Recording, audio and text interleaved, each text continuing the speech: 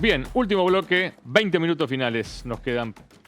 Aye, primero. Bueno, decíamos, vamos a hablar de abuso sexual infantil y además de las denuncias ya conocidas sobre abuso sexual eclesiástico. En la ciudad de Paraná hemos visto en los últimos meses un incremento de las denuncias en los casos de abuso sexual, pero en las escuelas.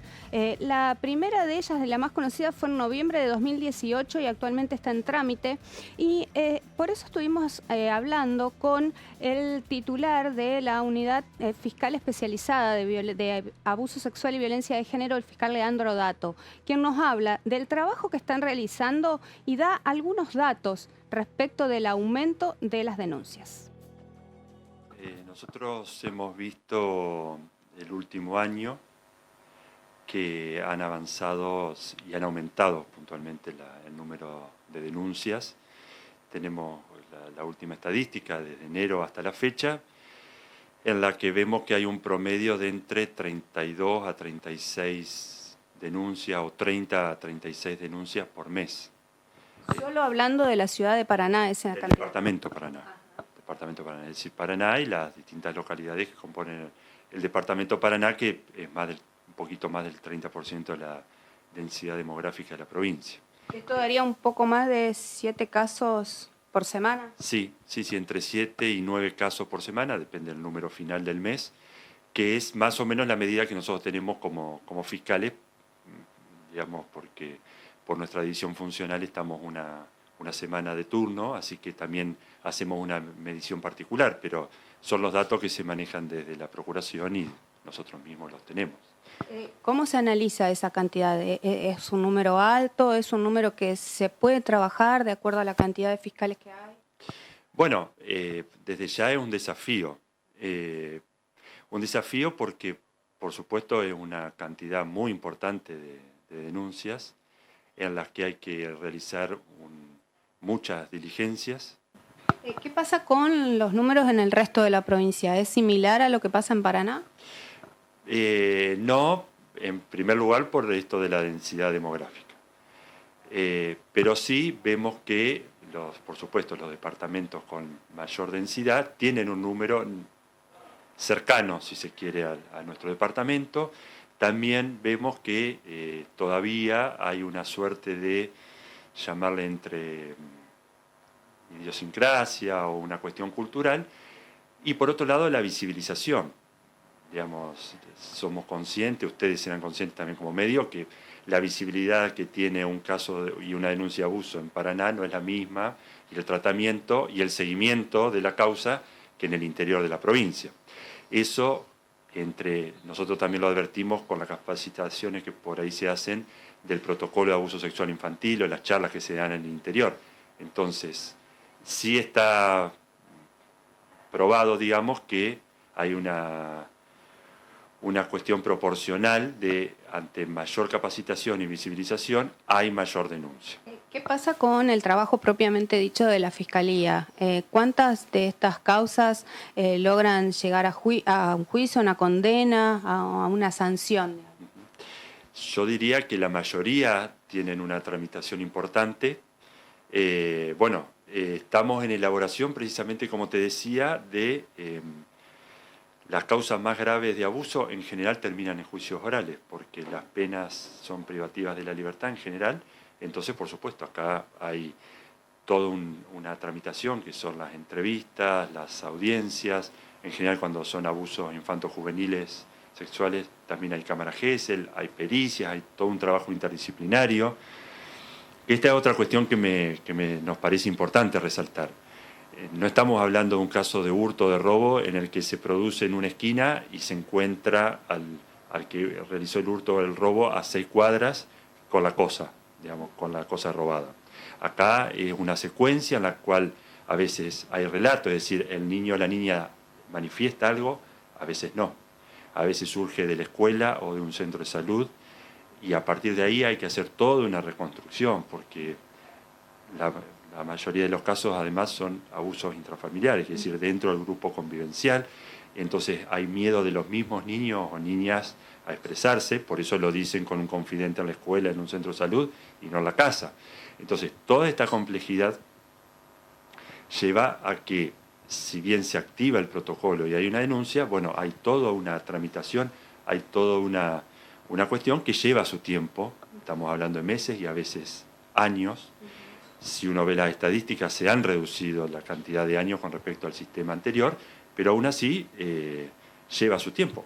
Y en el medio entendemos, por supuesto, la necesidad y la urgencia muchas veces de las parientes, de los padres y las madres, de saber qué pasó con su hijo, por supuesto. Pero bueno, ahí también nosotros hablamos de qué medidas son efectivas, y aquí hay dos líneas de acción cada vez que recibimos una denuncia. La medida de protección hacia el niño o niña, que tiene que ver con que corte el contacto con los agresores, que muchas veces está dentro de la casa, con lo cual comenzamos con una exclusión. Y después toda la parte de trabajo para llegar a las evidencias, a las pruebas que nos lleven a un juicio oral y eventualmente a convencer a un tribunal de que las cosas ocurrieron como fueron denunciadas. Ahí estaba la primera parte entonces del fiscal Leandro Dato. Una cuestión a tener en cuenta. La unidad fiscal cumple este 22 de septiembre 5 años, con lo cual las primeras denuncias que recibió la unidad fiscal recién se están viendo ahora en cuanto a las condenas, la mayoría de ellas en juicios abreviados. ¿Por qué? Porque la tramitación de este tipo de causas es muy compleja. No es, como dice el fiscal, un robo que se descubre y al otro día se puede resolver. Llevan mucho tiempo las investigaciones, por eso la cantidad de condenas recién se están viendo ahora. Vamos a compartir algunos números de lo que decía el fiscal. Habla de entre 30 y 36 denuncias por mes solamente en el departamento Paraná. Y ahí lo vemos mes a mes en estos primeros 6 meses del año. En enero fueron 36, 25 en febrero, 29 en marzo, 28 en abril, 38 en mayo, en junio 36, en julio 28 y en agosto 34. En ninguno de los meses baja de los 25 denuncias. Y otra cosa a tener en cuenta, cuando se le da visibilización a un caso, es explosiva la cantidad de denuncias que recibe la unidad fiscal. Esto pasó en el caso de la actriz Telma Fardín, cuando se hizo a nivel nacional su denuncia contra el actor también Juan D'Artés. En la oficina aquí hubo más de 70 denuncias en pocos días, en una semana o en 2 semanas. Esto quiere decir que es importante también el tema de la visibilización de los casos. Pero otra de las cuestiones que plantea el fiscal Dato, hay que tener cuidado en cuanto a la divulgación de detalles, porque lo primero que hay que cuidar y resguardar es no revictimizar a las víctimas, sobre todo teniendo en cuenta que estamos hablando de menores, de niños. Vamos a compartir ahora la segunda parte de la charla con el fiscal Dato en relación a la actuación de lo que es el protocolo interinstitucional de abuso que está en nuestra provincia desde hace un tiempo y que implica a un montón de instituciones trabajando en conjunto cuando se detectan casos de abuso sexual infantil. Creo que ahí lo que habría que separar es cuando el supuesto agresor es parte de la escuela, de cuando llega la noticia a algún integrante de la escuela y por protocolo tiene que hacerlo saber porque hay una actitud del grupo familiar o porque el agresor está dentro de la familia, entonces, lógicamente, nunca va a hacer la denuncia. Entonces toma la posta de alguna manera o es una información que surge de la escuela, que va al defensor de menores, quien finalmente hace la denuncia y a partir de allí nos ponemos a trabajar.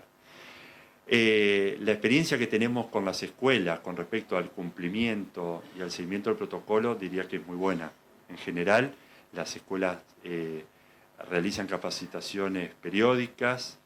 Bueno, puede haber casos particulares, quizás la capacitación en los protocolos en algunos departamentos quizás se hace un poquito menos que en otras. Es verdad que también hay mucha rotación de los agentes, así que eso muchas veces dificulta la capacitación. Puede también estar en estos casos de supuestos agresores sexuales que están relacionados con las escuelas, en los casos en los que yo actúo, más allá de hacer particularidades. También he hablado bastante con los padres, los he convocado a la oficina, les he mostrado qué actitud ha tenido por lo menos la escuela de aportar la documentación con respecto a la niña, digamos, y qué información me ha dado con respecto a supuestamente agresores, o mejor dicho, personas de sexo masculino, de género masculino, que actúan en la escuela, o si no actúan en la escuela. Por supuesto, a veces están más satisfechos con la respuesta de la escuela, a veces no. Yo no sé si podríamos hablar de que las escuelas entorpezcan, digamos, la investigación o encubran. No. Para que quede claro, ante cualquier queja, sospecha o denuncia del papá en la escuela, los directivos y los docentes deben dar aviso. Ante la denuncia del padre directamente no se... El protocolo en realidad suplanta... El protocolo lo que hace es activar a las agencias del Estado la no actuación de un padre. Si el padre, supongamos la madre, la menor le cuenta que sufrió un abuso en la escuela, y el agresor está en la escuela, viene a hacer la denuncia directamente en Fiscalía, no pasa por el protocolo. El protocolo pasa al revés, cuando supuestamente la agresión es intrafamiliar, en la mayoría de los casos más arriba del 90%, y la menor o el menor le tiene miedo, está amenazado o le tiene más confianza a un docente o a alguien del equipo de psicopedagogos que existe en la escuela, y entonces ahí sí el protocolo se activa, precisamente de alguna manera se posiciona en el lugar que debería haber tenido la madre, que no denuncia porque el agresor, bueno, por distintas situaciones está en la casa y no quiere denunciar o no ha podido denunciar. En ese sentido actúa el protocolo. Cuando los padres están decididos a hacer la denuncia, vienen directamente a Fiscalía o la Comisaría de la Jurisdicción y se les toma la denuncia. Es decir, son dos situaciones totalmente distintas. Bien, último tema. Garro prometió mucho Garro, Lo primero que vamos a hablar, vamos a abarcar la repercusión que tuvo en el Uruguay. Antes que nada salió en... ¿Cuente de qué estamos hablando? Sí, de los chinos. La gente estaba El tráfico esperando a de los chinos, Sí, el tráfico de chinos que cruzan de manera ilegal. No de material chino, de No, chinos. no, de chinos. De personas. Y de material vamos a hablar también. Digo, al en ningún final. momento hicimos referencia a que son seres humanos. Stop. De Stop. material vamos a hablar también. Y el informe que presentábamos la semana pasada sobre cómo cruzaban de manera ilegal los ciudadanos de origen chino desde Fujian y terminaban llegando con destino final Gualeguaychú o Entre Ríos, causó una gran repercusión principalmente en el Uruguay. En Argentina, como lo decíamos en el inicio, parece que nadie se hizo eco. Las fuerzas de seguridad sí, pero en off the record. La justicia federal, nada. Perdón, eso de se hicieron eco es igual preocupación, digamos, Sí, ¿no? sí, prefectura está muy preocupada. Muy preocupada porque... ¿Con vos o con el hecho?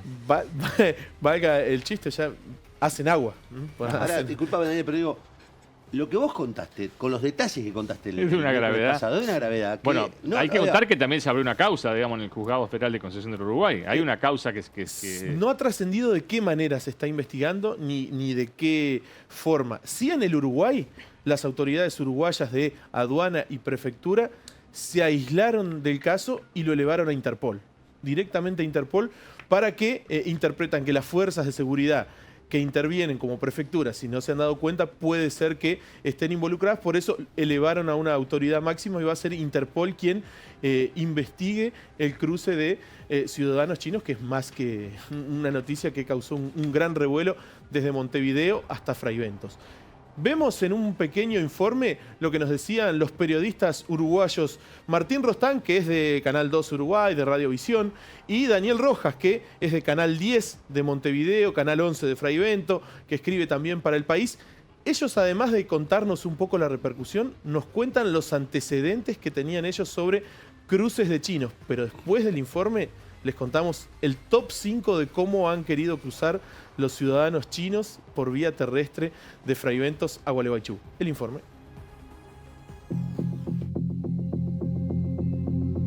Desde Cuestión de Fondo investigamos el contrabando en el río Uruguay, en el sur de la provincia de Entre Ríos. Esta vez no nos centramos en el cruce ilegal de productos tecnológicos o droga, sino que el foco estuvo en el paso ilegal de ciudadanos chinos que ingresan por agua a nuestro país, que tiene metodologías y actores similares a las del contrabando. Luego de recorrer la zona y recabar datos de no menos de 20 fuentes diferentes, entre ellas lancheros, integrantes de fuerzas de seguridad y referentes de organismos oficiales como migraciones, embajada y aduana, logramos marcar al menos 2 de las rutas utilizadas con frecuencia para la llegada ilícita de los ciudadanos orientales a Argentina. Una vez más, el escenario es el río Uruguay.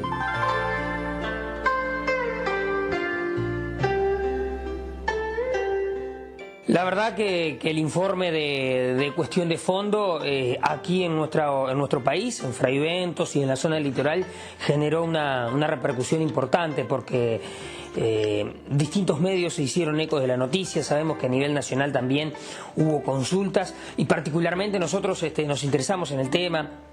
Bueno, hablamos para poder pasar este informe y particularmente nos llamaron desde autoridades policiales para conocer más datos de este informe, de lo que se decía.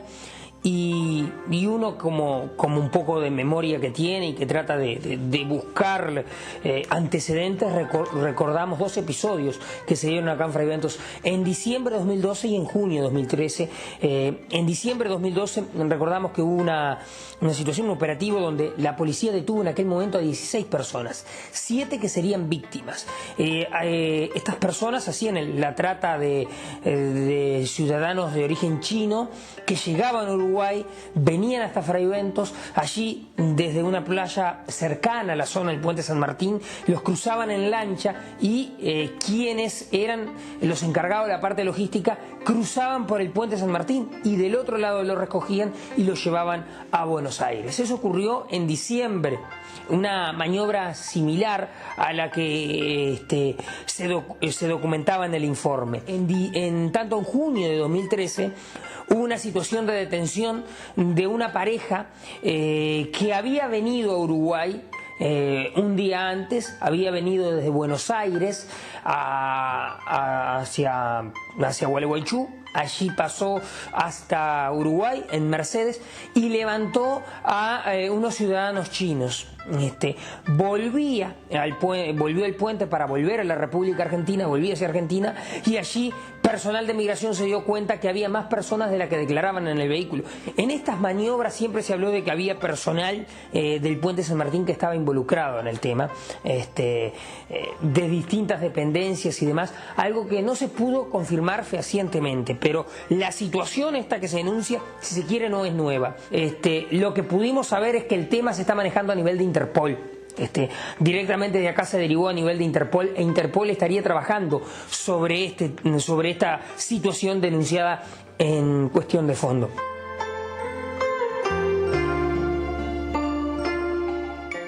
En su mayoría, los que realizan esta travesía son originarios de Fujian, que es una de las 9 provincias de China.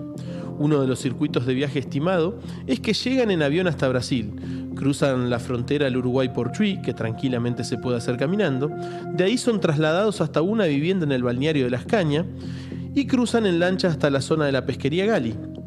El otro de los circuitos parte también de Fujian y llega en barco hasta el puerto de Montevideo, donde luego son trasladados hasta la localidad de La Concordia, de ahí en lancha hasta Ñancay para desembarcar en los arroyos internos en la autovía 14 o en Ceibas.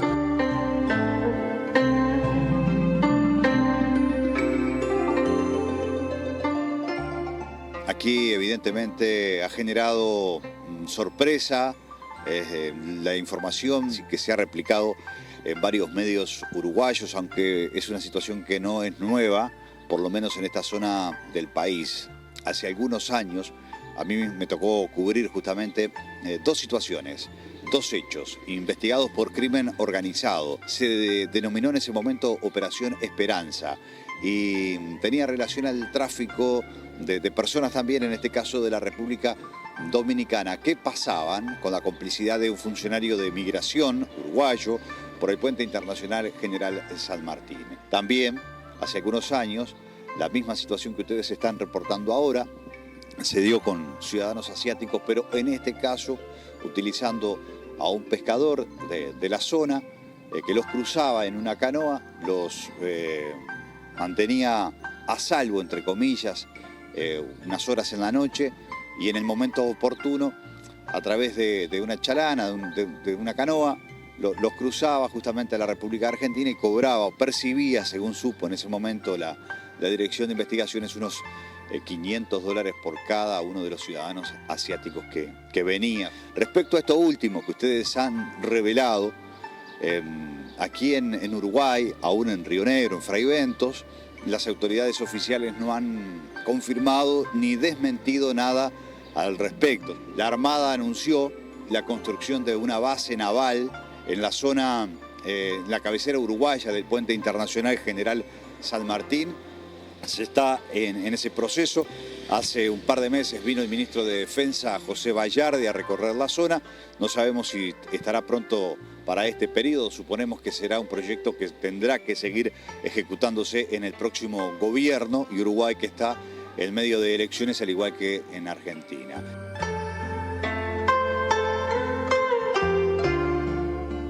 El cruce Uruguay hasta Argentina vale entre $1.500 y $2.000 por persona.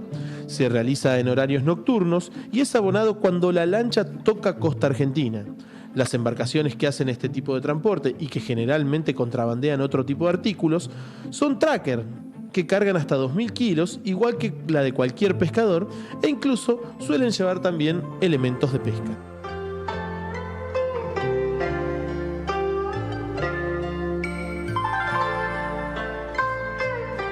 Top de cruces, ninguno, ni las autoridades policiales, ni las fuerzas de seguridad, ni de aduana, ni organismos oficiales desmintieron ni una coma del informe, ni de todo lo dicho en este programa y publicado en Análisis Digital. Voy a achicar del top 5 al top 3. Voy a buscar los 3 mejores por falta de tiempo. Por favor. Consta en los expedientes de aduana los 3 cruces más cinematográficos. El primero, llega un camión con sus lonas arrolladas, lo para gente de aduana. Cuando ven la lona tenía algo particular, no la veían normal. La rugosa. Empiezan a desenrollar la lona. Al final de la lona había dos personas orientales, sin documento obviamente, y fueron deportadas de vuelta a China. Otra situación, en 2016, No conozco. nuevamente, no entiendo, le decían, no entiendo. Personal de aduana, ¿Qué hago? venía una pareja argentina, que atrás venían supuestamente sus hijas durmiendo.